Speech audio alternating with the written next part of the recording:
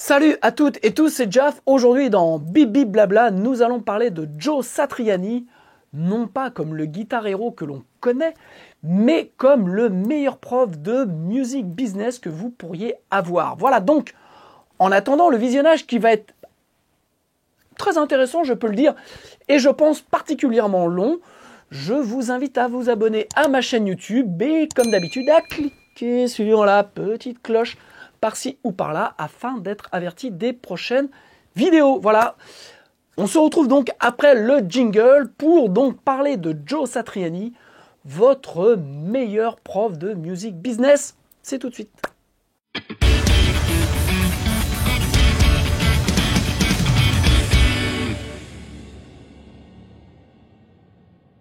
Ok, donc aujourd'hui on va parler de Joe Satriani. Alors, pour ceux qui me connaissent, Joe Satriani est un de mes guitaristes préférés avec David Gilmour. Et donc, en fait, ça fait très longtemps que je voulais faire un truc sur Joe Satch, mais je n'avais pas trop l'approche. Et puis, en fait, pour ceux qui me suivent, vous savez qu'en ce moment, je suis sur le point de sortir une nouvelle formation donc sur le music business qui s'appelle donc Devenez musicien entrepreneur. D'ailleurs, pour ceux qui veulent avoir des informations sur cette formation qui va sortir courant novembre, je vous invite à vous abonner à ma newsletter et comme ça, vous allez avoir les informations qui vont arriver dès l'instant où la formation sera prête. Donc, j'étais en train de préparer tout ça et puis je suis retombé sur donc, ma carte du Musician Institute qui date de 96, voilà, quand j'étais étudiant là-bas. Donc ça a été un petit choc. Donc, je ne sais pas si vous voyez ma photo, mais forcément, ça fait 24 ans. Donc, on n'a pas la même gueule. Et puis, et donc, en fait, en retombant sur cette carte-là, voilà, je retrouve mon raisonnement. Je me suis dit, tiens, je me souvenais qu'il y avait des lectures au Musician Institute où on recevait dans la grande salle de concert des artistes. Donc moi j'avais eu pas mal d'artistes là-bas faire des explications un petit peu de leur carrière ou de leur musique. Et puis donc je me suis dit tiens je vais aller regarder un petit peu sur la page YouTube de Musician Institute, voir ce qu'il y a. Donc j'ai scrollé un petit peu plein de trucs et j'ai vu que il y avait Joe Satriani. Donc un midi, hop, je me suis fait ça. Et en fait, ça a été révélateur de plein de choses, puisque en fait je me suis rendu compte que Joe Satriani avait été une énorme influence pour moi en tant que guitariste, mais aussi et surtout peut-être en tant que businessman dans la musique. Je vais vous expliquer tout ça, et c'est très important parce que ça a façonné un petit peu tout ce que j'ai fait dans la musique, et donc ça repart, on part fin des années 80. Alors, fin des années 80, je suis au lycée, et j'ai mon pote Phil qui me file une cassette, puisqu'à l'époque, je commençais à la guitare, et j'étais à fond dans les Pink Floyd. Et puis, il me file une cassette, et il me dit, il faut que tu écoutes ça, c'est incroyable. Et donc, c'était Surfing with the Alien de Joe Satriani. Donc, j'écoute la cassette, donc ça commence Surfing with the Alien. Le deuxième titre, Ice Nine, et en fait, c'est le troisième titre qui m'a mis une claque, c'est Crushing Day. Voilà, donc pourquoi, je sais pas. Bref, à ce moment-là, la pièce s'est mise à tourner, je suis parti ultra loin, et donc j'ai pris une baffe, mais phénoménale. Et donc, on est fin des années 80, début des années 90, donc forcément pas Internet. Et donc, je me mets à acheter les magazines de guitare dès l'instant où il y avait Joe Satriani dedans. Donc, je pars à la recherche tous les mois. À l'époque, il y avait la presse était forcément était beaucoup plus en forme qu'aujourd'hui, et donc il y avait beaucoup de magazines. Et donc, à chaque fois qu'il y avait Joe Satriani, j'achetais le magazine, je lisais.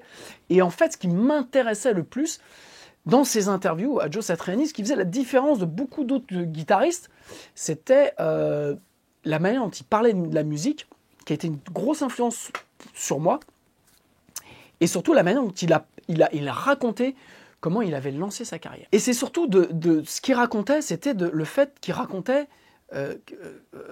Joe Satriani, mais son succès. Et à l'époque, c'était incroyable pour moi de penser, vu le niveau guitariste de ce gars-là, de penser que ce mec-là avait pu ne pas avoir de succès. Et en fait, dans ses interviews, il parlait pas mal puisque bon, le succès était nouveau pour lui, il parlait pas mal de toute la période où en fait où il galérait quoi. Voilà, il donnait des cours de guitare notamment à Kirk Hammett, Steve Vai, mais il galérait. Et donc pour moi, je comprenais pas comment un mec aussi bon, aussi talentueux pouvait être en galère. Donc ça m'a marqué. Et donc il y a peu de temps, je suis tombé sur cette interview du Musician Institute. Et en fait, il y a plusieurs points en fait que je voulais prendre avec vous parce que je pense que c'est des points qui sont fondamentaux dans le développement de votre carrière, je dirais, dans le développement de votre projet musical, parce que moi, donc, ça fait écho à tout ce que j'avais pu lire sur Joe Satriani et en fait tout ce que inconsciemment j'avais emmagasiné comme information et qui m'avait construit dans tout ce que j'ai fait, que ce soit en tant que musicien ou sur la partie label ou aujourd'hui ce que je développe dans les formations. Donc le premier point qui est super intéressant et qui est très ancré dans ce qui se passe aujourd'hui, c'est que Joe Satriani dit qu'est-ce qui va faire que en fait les gens vont cliquer sur votre musique, parce qu'aujourd'hui c'est ça, c'est encore plus flagrant aujourd'hui qu'hier, mais en gros il dit qu'est-ce qui va faire que les gens vont cliquer sur votre musique. Et c'est vrai que c'est la seule question que l'on se pose tous quand on poste une vidéo, quand on poste un post sur ce qu'on fait, on se dit qu'est-ce qui va faire que les gens vont s'intéresser à nous. Et il a une réponse là-dessus qui est assez simple et assez claire, c'est de dire, voilà, il faut être différent.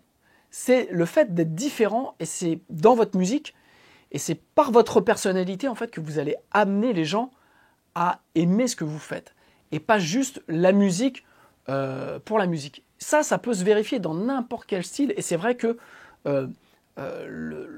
pour reprendre par exemple Satriani, dans les années 80, il y avait Van Halen, il y avait Malmsteen, il y a Satriani qui est arrivé, mais il y a eu rapidement beaucoup, puisque comme Satriani était un des premiers à faire péter la musique instrumentale, notamment en guitare, en termes de business, en termes de score, forcément, il a ouvert la voie à plein d'autres musiciens. Mais en tout cas, pour moi, il a été toujours devant. D'ailleurs, c'est bien simple, 40 ans après, enfin pas 40 ans, mais plus de 30 ans après, il est toujours là. Si, ça va faire 40 ans. 40 ans après, il est toujours là. Et tous les autres guitaristes ont soit fait des carrières dans des groupes, mais en termes de guitare instrumentale, il est le seul encore, je pense loin devant encore Steve Vai, à être en place. Donc, lui, ça a toujours été son discours de dire, voilà, il fallait être différent. Et c'est vrai que quand il a sorti dans les années 80, la musique instrumentale en guitare, personne ne le faisait, et surtout, personne ne pouvait penser que ça allait marcher. C'est ça qui est génial, c'est que personne ne s'est dit, mais ouais, tiens, ça n'existe pas, on va le faire, ça va marcher.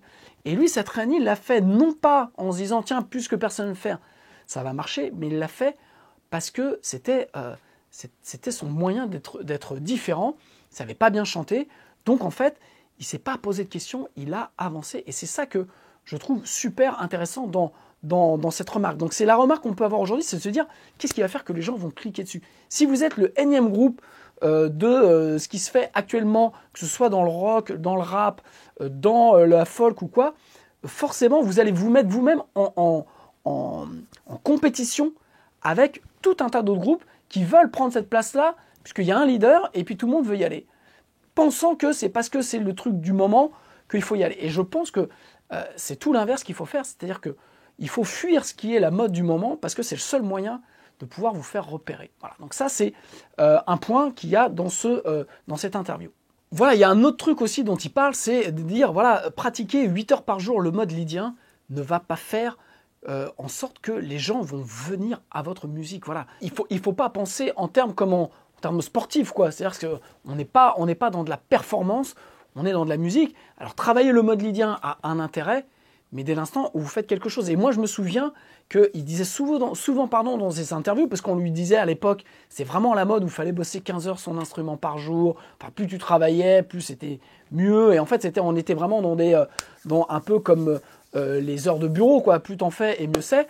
Et lui, en fait, il disait toujours, oui, j'ai travaillé mon instrument pendant 8 heures par jour, mais en fait, le fait de rester dans sa chambre à travailler que sa musique, ça n'a pas d'intérêt, puisque vous ne vous confrontez pas au monde et donc vous n'avez rien à raconter dans votre musique. Donc il fait bien la différence entre travailler la partie technique, mais qu'un musicien s'inspire de la vie, de l'extérieur, pour pouvoir retranscrire des choses par sa musique et notamment par ce qu'il a appris. Donc, ne pas faire l'amalgame entre le fait de, bah voilà, parce que vous avez bossé telle gamme ou tel mode ou tel arpège ou tel sweep, que ça va faire en sorte que les gens vont s'intéresser à vous, les gens s'en foutent, mais complètement. Et d'ailleurs, il suffit de le voir. Vous allez sur Insta, vous allez sur YouTube, sur Facebook, peu importe, vous scrollez et vous voyez des guitaristes qui jouent la mort. Mais en tout cas, moi, ça ne m'intéresse pas. Je veux dire, je ne regarde pas ça. Je vais regarder 2 secondes, je vais entendre « Ok, super, tu joues super bien, ok, autre chose ». Parce que, voilà, les gens écoutent de la musique. Et je pense que c'est ce qui a fait, je leur dis, la différence entre Satriani dans les années 80 et tout un tas d'autres guitaristes, c'est que ce n'était pas forcément le meilleur, mais en tout cas, il faisait de la musique c'était des chansons, sauf qu'il n'y avait pas de chant, c'était de la guitare. Et vous écoutez Always With Me, Always With You, Crashing Day, Fly in a Blue Dream. Voilà, vous avez des vraies chansons. Et c'est vrai qu'à l'époque, beaucoup de gens qui n'étaient pas dans la guitare ont aimé Satriani parce que c'était de la musique. Donc ça, c'est vraiment le point important. Il le rappelle dans cette interview de dire, voilà, bosser le mode lydien pendant 8 heures par jour n'a qu'un intérêt limité au final.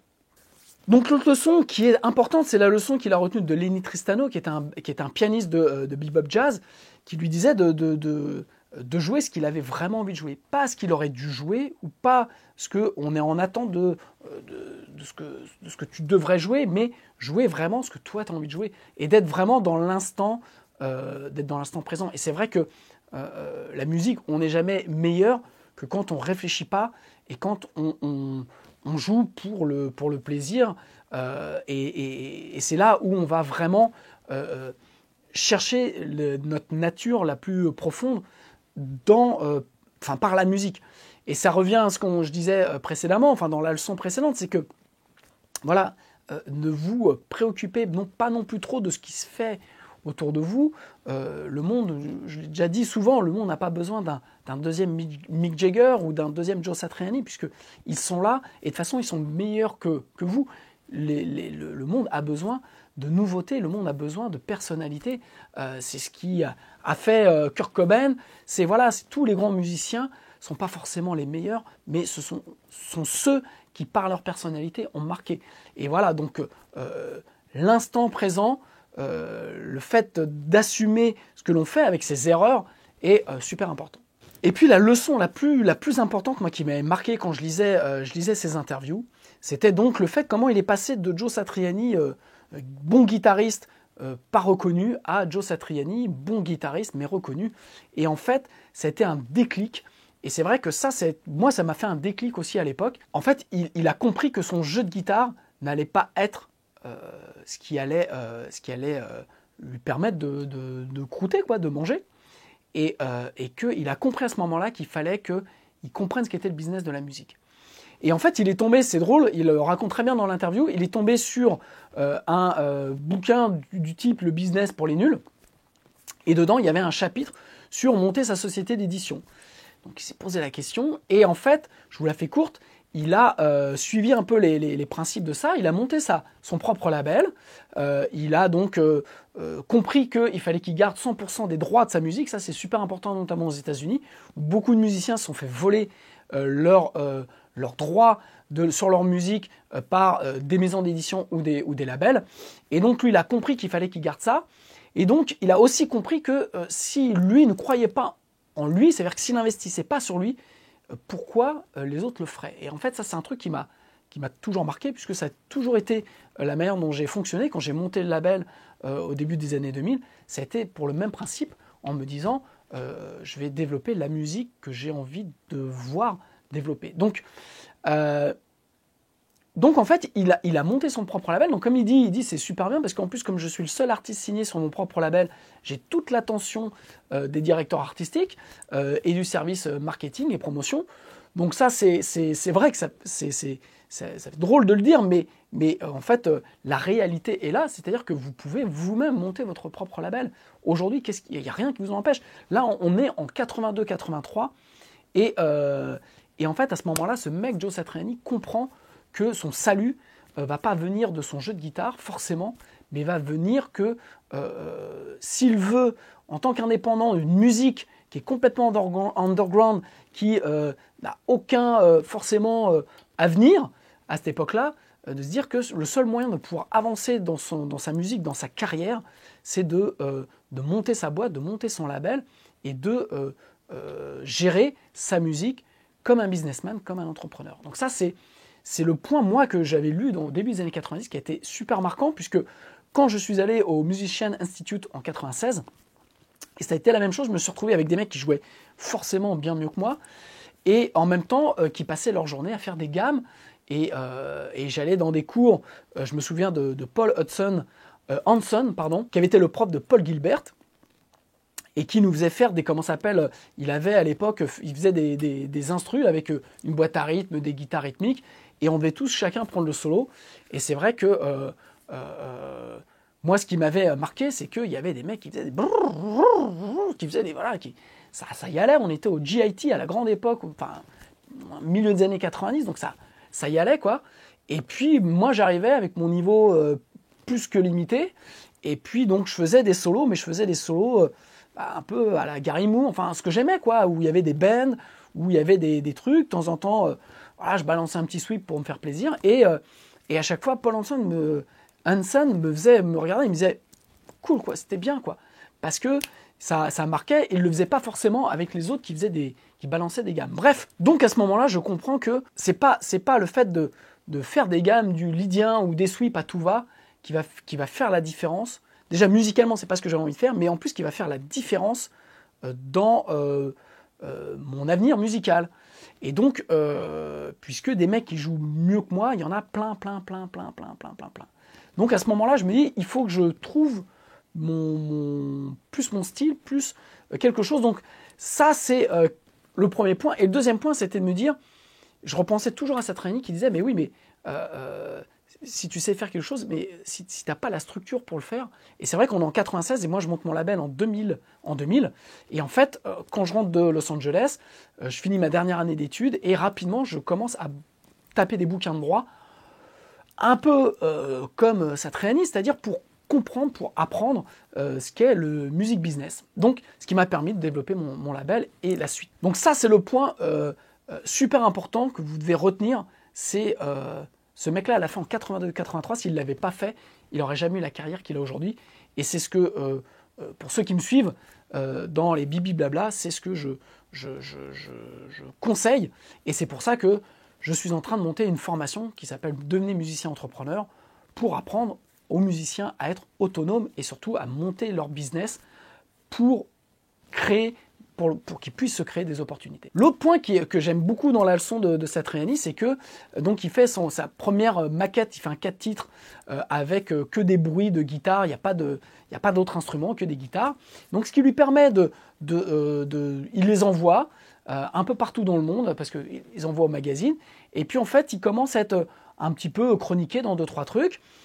Mais bon, voilà, il se passe pas grand chose. Et puis il se dit, bah tiens, je vais faire mon deuxième. Donc c'était Not of the Earth. Et puis il dit à son batteur, il lui dit, bah écoute, voilà, je vais faire mon deuxième. Et l'autre, il lui dit, mais t'en as vendu 10 du premier, quoi. Et il dit, bah oui, mais avant de faire le premier, j'en avais vendu 0, quoi. Et j'adore ça parce que on a tendance à faire dans la musique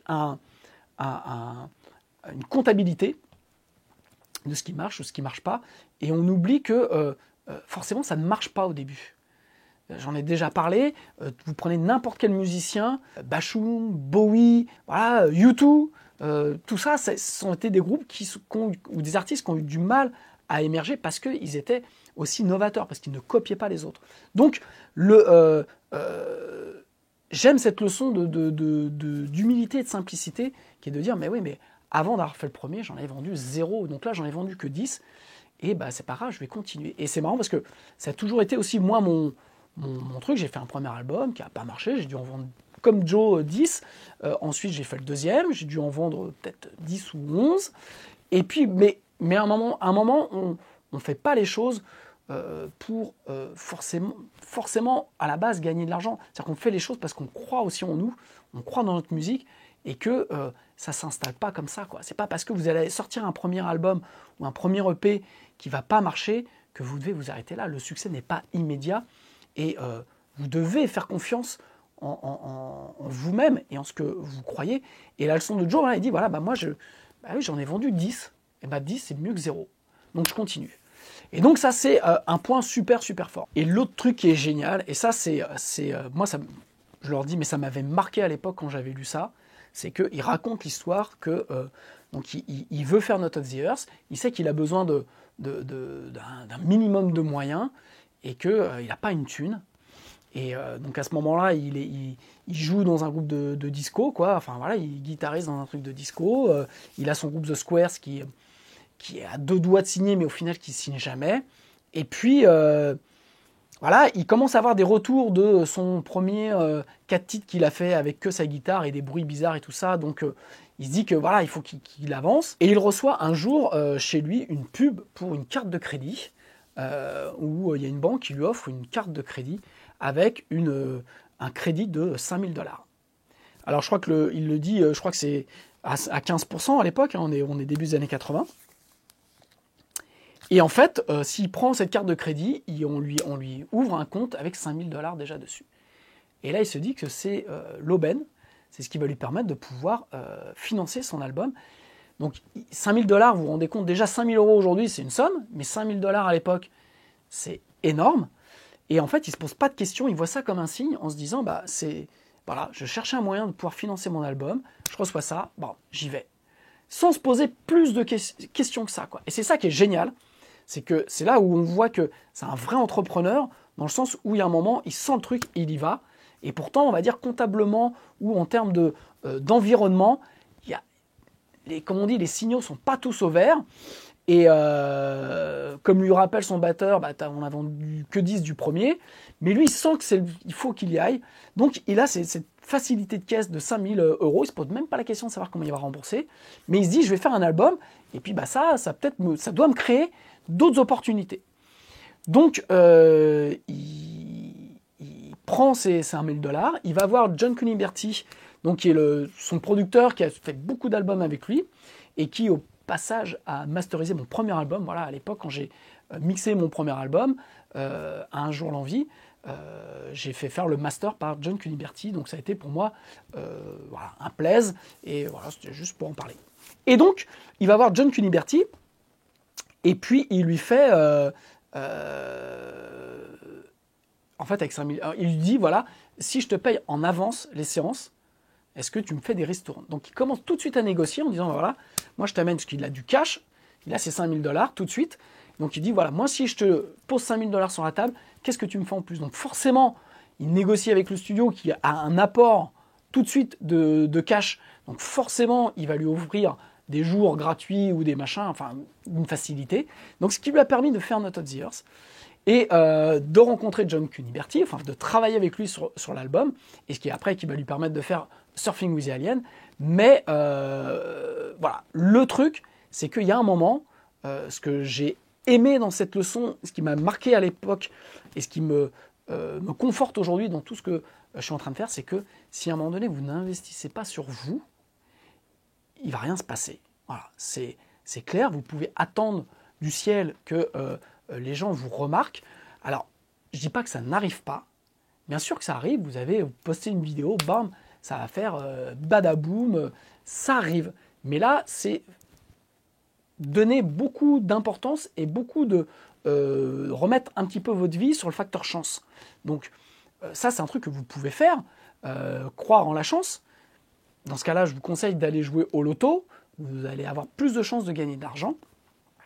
Mais le truc, c'est qu'il y a un moment, voilà, il a pris ses 5 000 $, il ne savait pas comment il allait les rembourser, et bing, il est allé investir sur lui.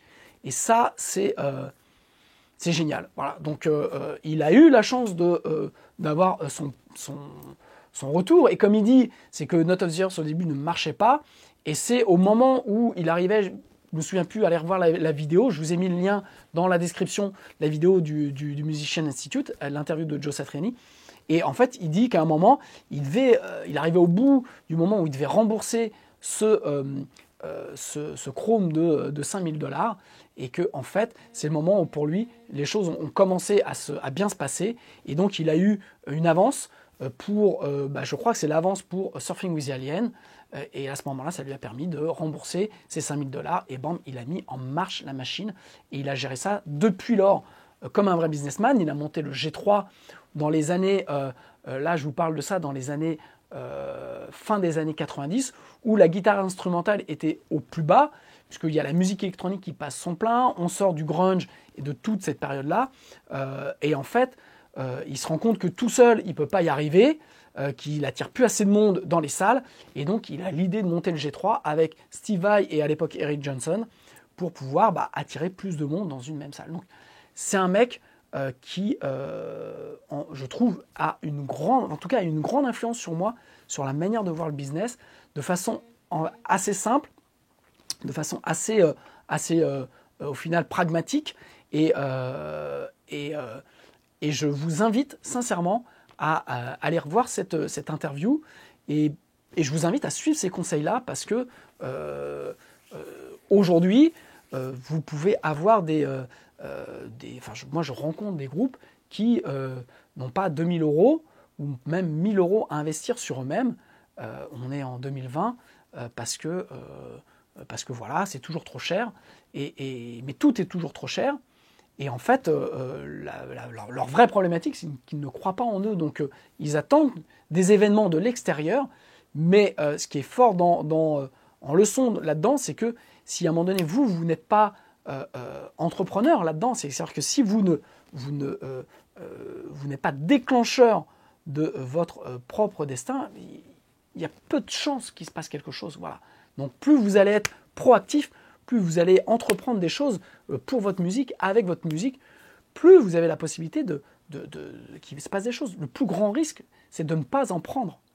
Et je crois que c'est la grande leçon de Joe Satriani, c'est que s'il n'avait pas pris ce risque-là à l'époque, on n'aurait jamais connu Joe Satriani. Voilà. Donc, il y a plein d'histoires comme ça. Alors forcément, vous avez l'histoire en parallèle de, toujours en restant dans la guitare, de Van Halen, qui, lui, a été repéré par Gene Simmons des Kiss, mais en même temps, pour avoir vu une interview de David Lee Roth, c'est qu'ils ont quand même galéré pendant 2 ans à faire tous les rades, tous les bars pourris de LA, et LA, pour ceux qui connaissent, c'est super grand, c'est super large, c'est-à-dire qu'entre le haut et le bas de LA, vous avez 150 ou 200 bornes, quoi. Enfin, c'est colossal. Donc, ils ont quadrillé tout Los Angeles pour se faire connaître, et c'est comme ça qu'au bout d'un moment, ils se sont fait repérer. Donc, ce que je veux dire, c'est que voilà, ils ont investi sur eux-mêmes, ils ont cru en leur musique, et ça, je crois que c'est la plus grande leçon de ça.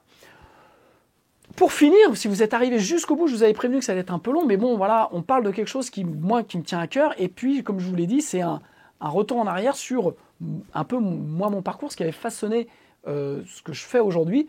Et voilà, Joe Satriani, que ce soit en termes de musique, que ce soit en termes de tous ces leçons ou son approche personnelle de la musique en tant que musicien et en tant qu'entrepreneur, a eu énormément d'influence sur moi. En 96, je crois que c'est en 96 ou 95, Joe Satriani sort son album Joe Satriani, l'album rouge, qui est très très blues. Et puis en 96, donc, il commence à faire une tournée. Et je tombe sur guitare et basse, je crois, rencontrer Joe Satriani. Donc il fallait renvoyer le petit coupon. Donc, je renvoie le petit coupon. Et donc, je suis sélectionné pour rencontrer Joe Satriani, parler de son album. Donc, c'est l'avant-première en écoute de son album. Donc, on se retrouve, je crois que c'est la Cigale. On se retrouve à la Cigale, donc on est en 96. Et puis, fin 95. Et donc, ils ont dressé une table sur la scène. Il y a 2 journalistes là.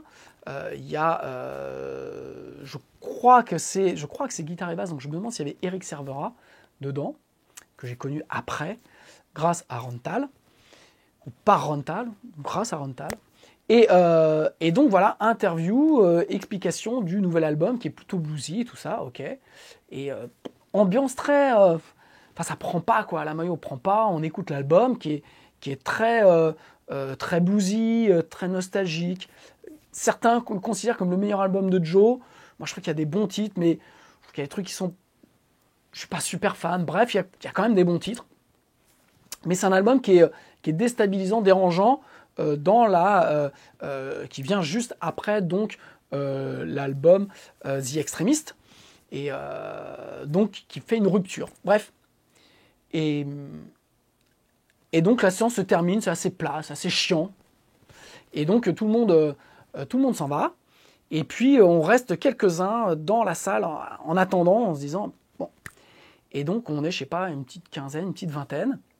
Et Joe revient dans la salle. Et donc à ce moment-là, tout le monde va le voir, lui serrer la main, lui poser des questions. Et en fait, moi, j'avais acheté à l'époque, le Guitar Secret. Donc c'était les leçons qu'il avait données dans le magazine Guitar World, 41 leçons, qui avaient été rééditées par Paul Buescher, je crois, voilà, en français. Et c'était toutes ces leçons, voilà. Et donc j'avais ça, et en fait, c'était assez étrange parce qu'il y avait plein de monde autour de lui. Moi, j'étais un peu en retrait parce que je suis un peu timide. J'aime pas trop faire le forcing là-dedans. C'est pas mon truc. Et en fait, je reste comme ça avec mon truc comme ça à la main. Et puis, il se passe un truc assez étrange. Et donc, tout le monde est autour de Joe et Joe se met à me regarder comme ça, droit devant. Et puis il me regarde, et moi, il me regarde, et moi, j'avance avec ça. Et puis, tout le monde se pousse, et donc, je lui tends ça. Il le prend, il fait ça. Il me regarde droit dans les yeux, et c'est incroyable, on s'est vraiment regardé droit dans les yeux. Il le signe, et il me le rend avec un énorme sourire que je n'oublierai jamais de ma vie. Et il est parti. Et il a laissé tout le monde en plan, il s'est barré. Et c'était un... Enfin voilà, donc je conserve ce bouquin qui en plus est excellent sur plein de choses en termes de théorie. Moi j'ai appris beaucoup de choses grâce à ce livre qui est très simple, donc très bien pour moi et qui m'a permis d'apprendre plein de choses. Et puis cette rencontre magique avec Joe Satriani. Si vous allez voir l'interview au Musician Institute, vous allez comprendre ce que je viens de vous raconter, où Joe Satriani est quelqu'un de très sensible et il se passe quelque chose dans ses yeux qui est incroyable et qui se retransmet, en tout cas moi, que j'ai toujours ressenti par sa musique. Et voilà, je pense qu'on arrive à sentir un peu la personnalité des gens par leur musique si on s'en donne un peu le temps ou la connexion. Voilà, la connexion. Voilà ce que je voulais vous dire sur Joe Satriani, l'homme et l'œuvre, mais surtout sa vision du music business qui, moi, m'a beaucoup influencé. Je voulais vous la retranscrire, puisque, comme je vous l'ai dit, ça s'inscrit dans ce que je suis en train de préparer sur la formation Devenez musicien entrepreneur. Donc, je vous rappelle, si cette formation peut vous intéresser, si vous voulez des nouvelles, inscrivez-vous à ma newsletter et vous aurez dans les semaines qui vont venir les informations, puisque la formation va être ouverte que pendant un temps défini. Les inscriptions vont être ouvertes que pendant une période assez courte. Et puis parce qu'après, comme ça, je vais m'occuper des personnes qui seront inscrites à la formation, parce que je peux vous dire qu'il va y avoir du très lourd, que ce soit en termes de contenu, que ce soit en termes d'intervenants. Voilà, donc merci Monsieur Satriani pour tout ce que vous m'avez appris. L'objectif de ce Bibi Blabla était de vous transmettre, pour ceux que ça intéresse, ça, pour que ça fasse ding dans leur tête, comme moi ça a pu faire ding dans ma tête à l'époque. Voilà, je vous l'avais dit que ça allait être un peu long, j'espère que ça vous a plu, et puis je vous dis à très bientôt. Ciao!